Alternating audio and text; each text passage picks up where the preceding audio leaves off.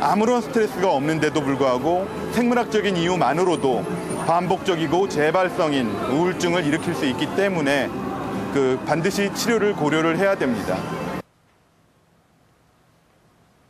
영국의 지도자이자 노벨문학상 수상자였던 윈스턴 처칠입니다. 그런데 처칠에게는 평생을 따라다닌 검정개가 한 마리 있었습니다. 정말로 살아있는 검정개를 의미하는 건 아니고요. 처칠은 평생 자신을 괴롭혔던 우울증을 검정개로 불렀다고 합니다. 그 이유가 참 흥미로운데요. 언제 어디서 누구든지 만날 수 있는 동네의 개처럼 우울증은 누구나 걸릴 수 있는 마음의 병이다라는 뜻이라고 합니다. 그렇다면 우리 삶을 고통 속으로 몰아넣는 우울증이라는 이 검정개를 어떻게 우리 마음에서, 우리 몸에서 쫓아내야 할까요? 세계에서 가장 살기 좋은 나라로 손꼽히는 핀란드. 그런데 핀란드 노동인구의 절반 이상이 스트레스와 우울증에 시달리고 있다. There was a time where I was so deep in depression. I had convinced myself that my son would have a better life if I sent him off and had, somehow tried to get him adopted. It was the end of the world. I couldn't get it out of my mind. I would just torture myself with whatever thought was bothering me. I felt like a horrible mother, very worthless, and I didn't feel fit to be their mother. I felt really down, suicidal. 핀란드를 비롯한 북유럽인들이 유난히 우울증을 더 많이 호소하는 이유는 무엇일까? 한여름 서너 달을 제외하고는 좀처럼 보기 힘든 햇빛. 햇빛 부족이 바로 우울증의 한 원인이다. 핀란드는 전체 인구의 1에서 2%, 약 10만 명 정도가 계절성 우울증을 앓고 있다. 그래서 햇빛과 유사한 빛을 내는 램프를 설치해서 부족한 햇빛을 보충하고 있다. 햇빛은 과연 우리 몸에서 어떤 역할을 하는 것일까?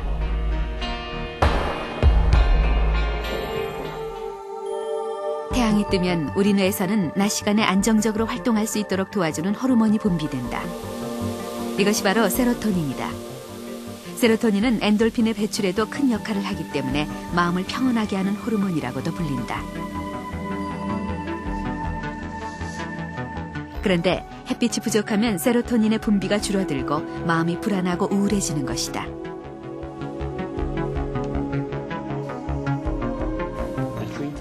일반적인 우울증하고 계절성 우울증은 치료 방법이 아주 비슷합니다.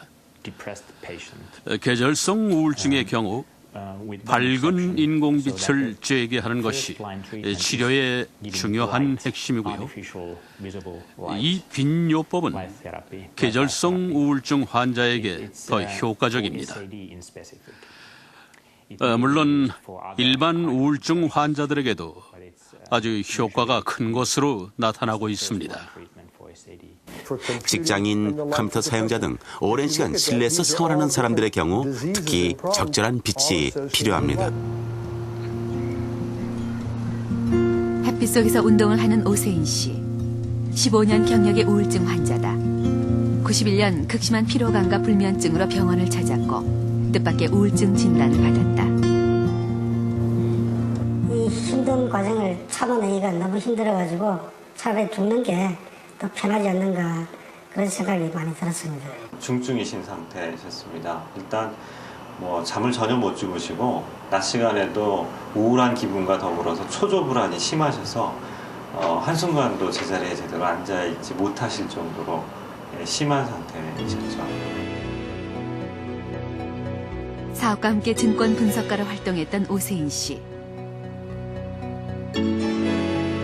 우울증을 얻은 후 체력이 급격히 떨어지고 대인관계까지 어려워져 결국 17년 동안 다니던 직장까지 포기해야 했다. 시력이 좋아지셨다는 건 본격적인 치료를 받기 시작한 지 2년. 이제 오세인 씨는 마음의 건강을 되찾고 있다. 의사와의 상담을 통한 인지치료와 약물치료를 꾸준히 병행해온 결과다. 항우울제는 뇌 속의 신경 전달 물질의 불균형을 바로잡아주는 역할을 한다. 신경 전달 물질 중 감정에 관여하는 세로토닌이라는 물질이 부족하거나 과도하게 재흡수되면 기능이 저하돼 우울증이 생긴다. 이때 항우울제를 복용하면 세로토닌이 재흡수되는 것을 막아 신경을 이어주게 되고 결국 감정을 담당하는 뇌 부위를 활성화시킨다. 오세인 씨가 우울증의 늪에서 벗어날 수 있었던 데에는 또 다른 이유가 있다. 바로 하루도 빠짐없이 해온 운동이다. 운동하고 하니까 1시간 정도 투자해가지고 운동하고 나면 나머지 하루가 너무 기분 좋게 보낼 수 있는 거예요. 잠도 잘하고.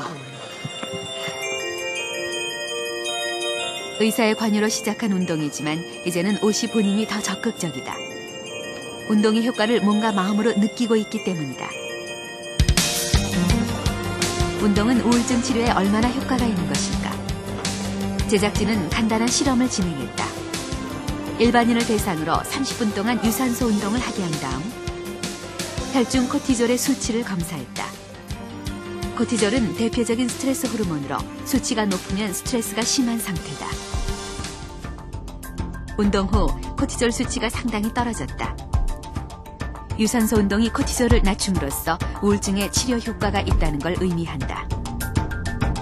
규칙적으로 반복적인 유산소 운동을 했을 경우에 이와 같은 젖산과 코티솔과 같이 우리 몸에 스트레스를 유발하는 인자들은 낮춰주게 되는 반면에 또 베타엔돌핀이라든가 엔케팔린과 같이 우리 몸에 유익한 또 기분을 좋게 만드는 물질의 분비는 혈중 레벨이 상승을 하게 됩니다. 따라서 원인적으로 우울증을 유발하는 물질은 낮춰주고 또 우울증을 치료해주거나 기분을 좋게 만드는 물질은 상승시켜주는 효과를 유산소 운동이 가져온다고 할 수 있겠습니다. 미국 텍사스대 한 연구팀은 우울증 환자들에게 하루 30분씩 일주일에 3번 이상 유산소 운동을 하게 했다. 그 결과 우울증이 50%나 완화됐다. 또한 유산소 운동은 항우울 물질인 베타엔돌핀의 양을 일시적으로 증가시킨다. 지속적인 유산소 운동이 우울증 치료에 도움이 된다는 이야기다. 자신과의 길고 긴 싸움. 오세인 씨는 더 이상 피하거나 도망치지 않고 우울증과 용감하게 맞섰다.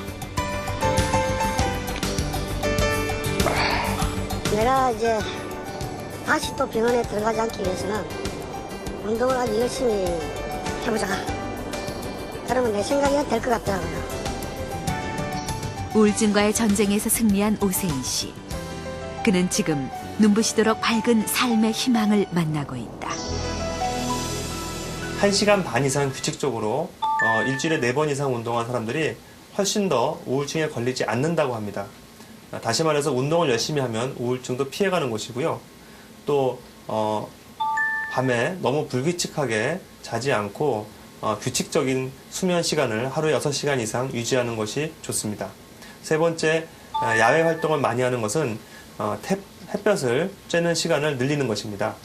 또 네 번째로는 우리가 혼자서 우울한 일이 있을 때 고민하거나 속으에 쌓아두지 말고 주변에 믿을 만한 친구나 가족들과 그런 속마음을 터놓고 필요할 때 도움받을 수 있는 그런 대인관계를 잘 유지하는 것이 우울증에 대한 효과적인 대책이 되겠습니다.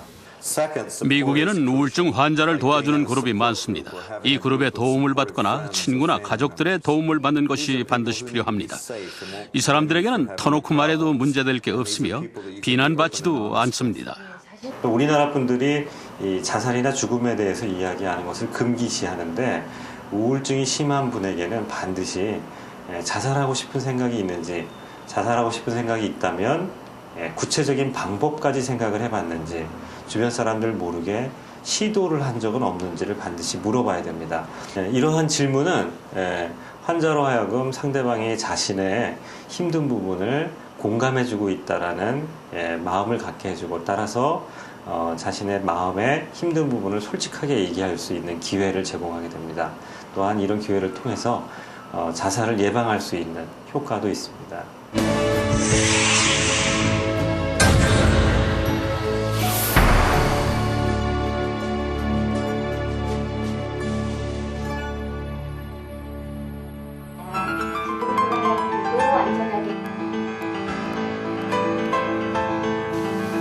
이거 안 하면요 잠을 못 자요.